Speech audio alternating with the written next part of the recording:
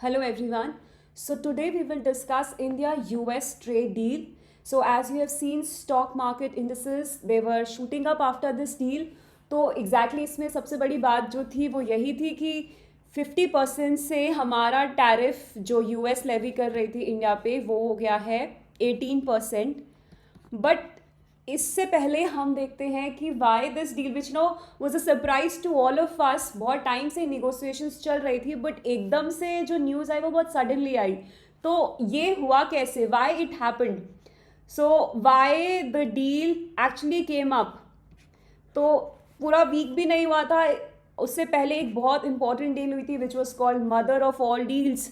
तो India EU deal जो recently हुई थी that really had an impact which led to insecurities कि यूएस को लगा मे बी इंडिया के साथ सब डील करते रह जाएंगे, हम लोग नहीं फ़ायदा ले पाएंगे ओपन ट्रेड का. So this was one reason. Another very important reason why this deal happen was IMF की रीसेंट प्रोजेक्शंस थी फॉर ईयर 2026 की जो ग्लोबल इकोनॉमी में इससे ग्रोथ होने वाली है उसमें सबसे ज़्यादा कंट्रीब्यूशन होगा चाइना का which would be 26.6%. Second number पे होगा इंडिया which will be 17%. और फिर है यूएस से 9.9%. तो इससे हमें पता चलता है कि आप ये दो कंट्रीज़ को निगलेक्ट नहीं कर सकते हो.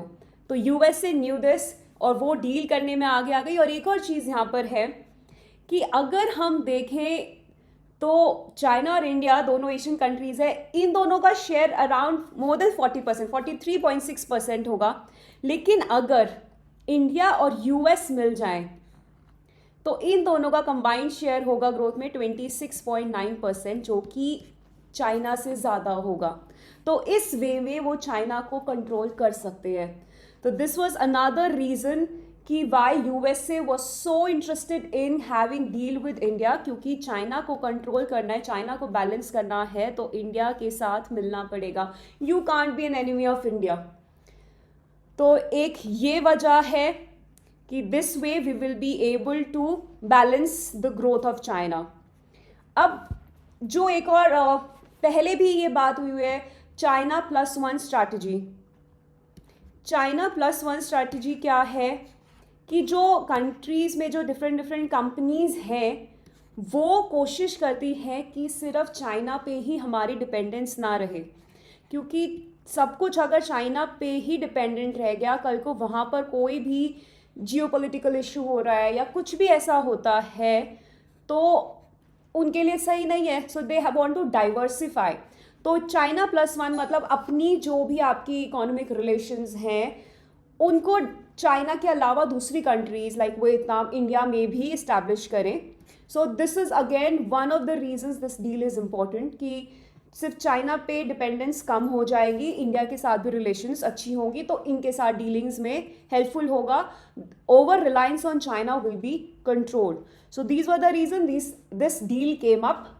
Why USA was so interested in having this deal suddenly. और yes they are saying कि रशियन ऑयल, अब वो रशियन ऑयल वाला इशू भी हम देखते हैं कि वो कितना सही है कितना नहीं, क्योंकि अभी तक तो फाइनल डॉक्यूमेंट भी नहीं आया है डील का. तो कुछ ये हम कह सकते हैं बैकग्राउंड इश्यूज थे इस डील के.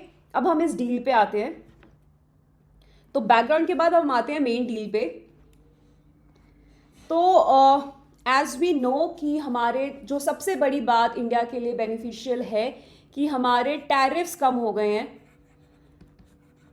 टैरिफ्स डिक्रीज हो गए हैं. पहले हम पे 50% लग रहे थे, अब वो 50% में भी मतलब हाउ वी रीच 50%, एक्चुअली 25% जो था वो था रेसिप्रोकल टैरिफ में, कि ट्रंप ने देखा कि कौन कौन सी कंट्रीज़ हैं जो यूएसए के गुड्स पे हाई टैरिफ लगा रही हैं, तो उन कंट्रीज़ पे भी अब हम लोग हाई टैरिफ लगाएंगे. तो वो उसने देखा इंडिया काफ़ी हाई लगा रही है तो चलो हम इंडिया पे भी हाई करेंगे. और ट्रंप ने ये भी देखा कि भाई करंट अकाउंट डेफिसिट जो है इंडिया के साथ, करंट अकाउंट डेफिसिट का मतलब होता है एक्सपोर्ट्स माइनस इंपोर्ट्स. मतलब अगर एक्सपोर्ट ज़्यादा है इंपोर्ट्स कम है तो सरप्लस होता है, इंपोर्ट्स ज़्यादा है एक्सपोर्ट कम है तो डेफिसिट होता है.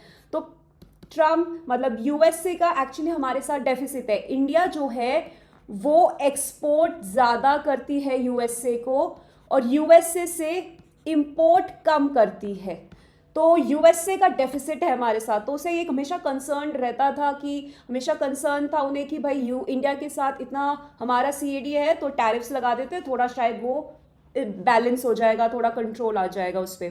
तो 25% तो उस वजह से थे और जो बाकी 25% थे वो प्यूनिटिव थे, एज अ पेनल्टी की फॉर्म में थे क्योंकि हम रशियन ऑयल बाय कर रहे थे। तो ये प्यूनिटिव टैरिफ्स थे because we were buying Russian oil. तो ये था टैरिफ्स का स्ट्रक्चर। तो अब प्यूनिटिव वाले तो हट ही गए हैं क्योंकि नाउ दे आर सेइंग कि India will not buy oil from Russia, but अभी भी इंडिया की साइड से कोई बहुत क्लियर स्टेटमेंट नहीं आया कि आज के बाद हम कभी कोई ऑयल नहीं लेंगे रशिया के साथ। तो this is again something we have to see in future कि कैसे होता है। तो ये अभी करंट सिनेरियो है कि 50% से 18% हो गए, प्यूनिटिव 25% जा चुके हैं और 18% हो गए हैं। और 18% फिलहाल हमारे लिए बहुत अच्छे हैं, स्पेशली अगर हम बाकी कंट्रीज़ जो एशिया में हैं उनका देखें तो लाइक बाकी वियतनाम बांग्लादेश के भी हमसे ज़्यादा हैं।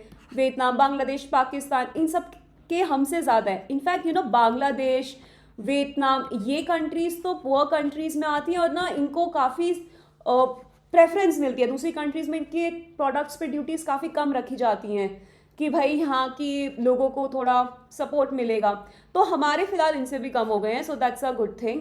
बस कुछ ही कंट्रीज़ हैं जिनके अब इंडिया से भी कम है, जो यूएस लेवी कर रही है। यूके के काफ़ी कम है, 10% ही लग रहे हैं। ईयू पे 15% है, जापान पे 15% है। तो इंडिया काफ़ी अच्छी पोजीशन पे 18% पे। तो ये था टैरिफ्स का सिस्टम जो फिलहाल है। अब इसके बाद क्या फ़ायदे होंगे इंडिया को, what will be the benefits we will be having. Benefits पहले तो हम देख चुके हैं कि इन्वेस्टर सेंटिमेंट बहुत अच्छा हो गया। इन्वेस्टर सेंटिमेंट, इन्वेस्टर कॉन्फिडेंस, वो भी बहुत इंपॉर्टेंट होता है। जिस वजह से स्टॉक मार्केट इतना भाग गया था, उससे क्या होता है और इन्वेस्टर्स रेडी होते हैं इन्वेस्ट करने के लिए। तो इन्वेस्टमेंट्स बढ़ जाएंगी क्योंकि इन्वेस्टर सेंटिमेंट बढ़ गया, उनका कॉन्फिडेंस बढ़ गया, तो इन्वेस्टमेंट्स विल इंक्रीज। दूसरा, अब लेट्स सी कि कुछ सेक्टर्स हैं जिनको बहुत ज़्यादा हेल्प मिलेगी। लेट्स से टेक्सटाइल्स में, गारमेंट्स में, रेडीमेड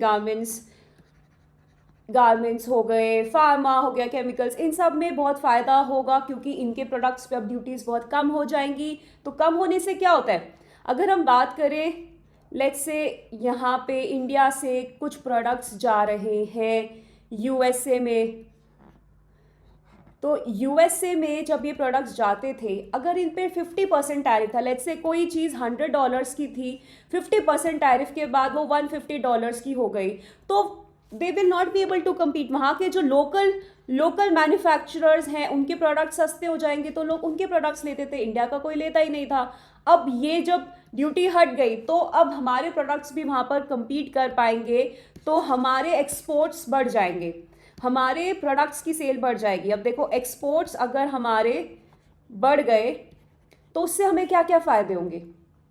एक्सपोर्ट बढ़ गए मतलब अब हम सेल ज़्यादा कर सकते हैं, हमारी सेल बढ़ जाएगी, तो उसके लिए हमें प्रोडक्शन भी तो ज़्यादा करनी पड़ेगी। प्रोडक्शन ज़्यादा होगी तो विच मीन्स एम्प्लॉयमेंट, क्योंकि लोग तो चाहिए ना प्रोडक्शन करने के लिए, एम्प्लॉयमेंट होगी। एक फ़ायदा ये हो गया। दूसरा फ़ायदा, जीडीपी भी तो इंक्रीज़ होगा, तो हमारा जीडीपी भी इम्प्रूव होगा, एम्प्लॉयमेंट भी इम्प्रूव होगी, प्लस एक्सपोर्ट्स बढ़ गए। जब कंट्री के एक्सपोर्ट्स बढ़ते हैं तो उसकी जो करेंसी है वो भी स्ट्रांग हो जाती है। अगर आपके इम्पोर्ट ज़्यादा होते हैं, अगर इम्पोर्ट एक्सपोर्ट से ज़्यादा होते हैं तो कंट्री की जो करेंसी है वो डेप्रिशिएट हो जाती है, और अगर एक्सपोर्ट ज़्यादा है इम्पोर्ट कम है तो कंट्री की जो वैल्यू है वो अप्रिशिएट होती है। इम्पोर्ट ज़्यादा है तो डेप्रिशिएट होती है, एक्सपोर्ट ज़्यादा है तो अप्रिशिएट, स्ट्रेंथन होती है। तो हमारा जो रुपी है, जो डॉलर, और इनफैक्ट हुआ भी था इस डील के बाद स्ट्रेंथन, तो रुपी की वैल्यू भी बढ़ जाएगी। वो बहुत वीक हो रहा था डॉलर के कंपैरिजन में, तो वो भी बेटर हो जाएगा। तो फॉरेन एक्सचेंज बढ़ जाएंगे, फॉरेन एक्सचेंज रिजर्व्स बढ़ जाएंगे, प्लस रुपी की वैल्यू स्ट्रेंथन हो जाएगी। तो एम्प्लॉयमेंट, जीडीपी रुपी स्ट्रेंथनिंग, ये सब बहुत फ़ायदे हमें होंगे। तो ये जब कुछ सेक्टर्स की, बहुत सारे सेक्टर्स को फ़ायदा मिलेगा, ये कुछ ज़्यादा इंपॉर्टेंट सेक्टर्स होते हैं हमारे लिए क्योंकि यहाँ पे ज़्यादा लोग एम्प्लॉयड हैं। तो ये सब बेसिकली हमें फ़ायदे होने वाले हैं बिकॉज ऑफ दिस डील। अब और स्पेशली एक और चीज़ कैसे, तो प्रोडक्शन इंप्रूव होगी तो एमएसएमईज भी, और टेक्सटाइल गारमेंट्स में तो वैसे ही एमएसएमईज ज़्यादा हैं। देखो एमएसएमईज हमारी कंट्री के लिए बहुत क्रिटिकल है बिकॉज ये पर यूनिट ऑफ कैपिटल जो इन्वेस्ट की जाती है इनमें ज़्यादा एक्सपोर्ट करते हैं, ज़्यादा एम्प्लॉयमेंट प्रोवाइड करते हैं, और ये उन लोगों से रन की जाती है जिनके पास बहुत ज़्यादा रिसोर्सेज नहीं है। तो ये हमारे को सोशल और इकोनॉमिक बेनिफिट दोनों देते हैं। तो एमएसएमईज की भी ग्रोथ अच्छी हो जाएगी। अब आती हैं दूसरी बात पे कि ये सब तो थे फ़ायदे जो इंडिया को हो रहे हैं, और यूएसए के रीजंस हम अभी देख भी चुके हैं कि why USA was interested in this deal. लेकिन और इकोनॉमिक फ़ायदे भी यूएसए के होंगे, ऐसे ही नहीं यूएसए हमारे साथ इतनी बड़ी डील करेगा। पहली बात, ये डील है, एफटीए नहीं, it's not a free trade agreement, दोनों में अंतर होता है। फ्री ट्रेड अग्रीमेंट में तो हम लोग मेजॉरिटी ऑफ द प्रोडक्ट्स पे टैरिफ बहुत कम कर देते हैं, except there is a list जिसपे जिन प्रोडक्ट्स पे नहीं होगा। तो this is not an FTA, this is only a deal. तो अब यूएसए को क्या फ़ायदे होंगे?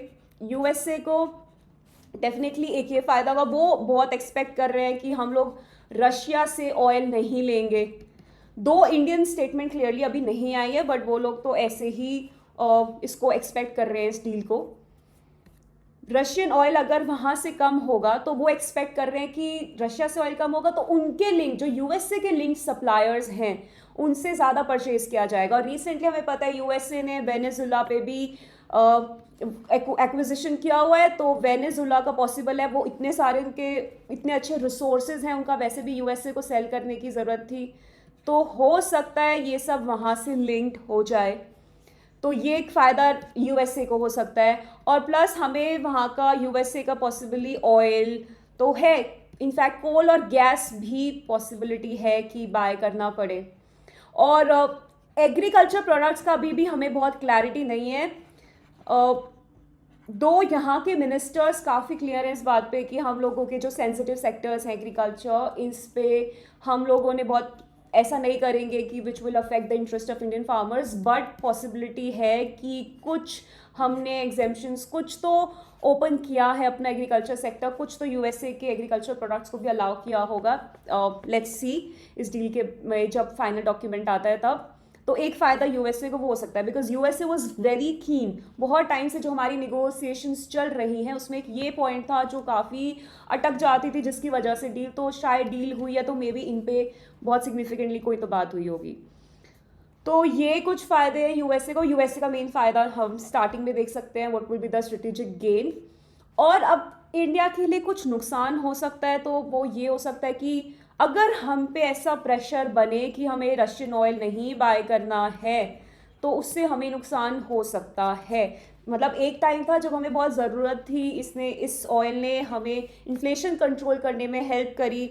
उस टाइम हमने कुछ पेमेंट रुपी में भी करी तो भी चला, तो बहुत फ़ायदे हुए थे। Plus Russia is a very reliable partner. जब भी हमें यूएन में जब हमें कोई ऐसा रेजोल्यूशन पास करना था, क्योंकि ये एक वहाँ का यूएन सिक्योरिटी काउंसिल का परमानेंट मेंबर है, तो हमारे खिलाफ कोई रेजोल्यूशन पास होता था तो वो वीटो कर देता था, या फिर हमें कोई रेजोल्यूशन इंट्रोड्यूस करना था तो रशिया के थ्रू भी करवा लेते थे। तो काफ़ी हेल्प की है रशिया ने हमारी पहले। अब देखते हैं कि कैसी हमारी रिलेशंस रहती हैं रशिया के साथ आफ्टर दिस डील।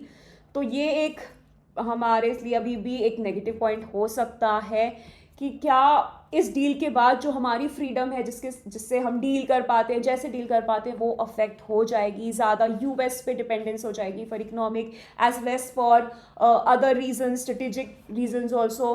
तो वो हमें देखना पड़ेगा। बाकी this deal is definitely good for us, जैसे कि हम मार्केट्स के सेंटीमेंट से पहले ही देख सकते हैं।